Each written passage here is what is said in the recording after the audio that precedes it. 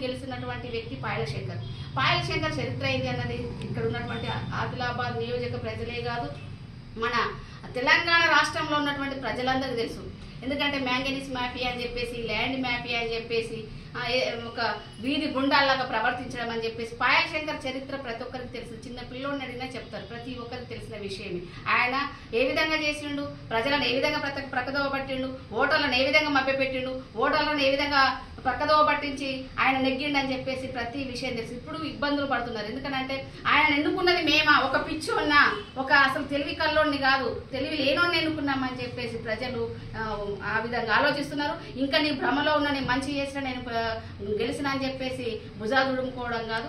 ఇప్పటికైనా ఆలోచించి ప్రజల పక్షాన నుండి ప్రజా సమస్యలపై పోరాడాల్సిన పరిస్థితి ఏర్పడింది. ప్రజల యొక్క సమస్యలు పరిష్కరించాల్సిన ఎమ్మెల్యే గారు పక్కనుండేసి ఆయన పక్కదోవ పట్టించేసి ప్రయత్నం చేస్తున్నాడు. కాబట్టి ఎండ్రాల నాగేష్ మాట్లాడినటువంటి విషయాలు, ఆయన మాట్లాడిన మాటల్ని వెనక్కి తీసుకోవాలని చెప్పేసి కోరుతా ఉన్నా.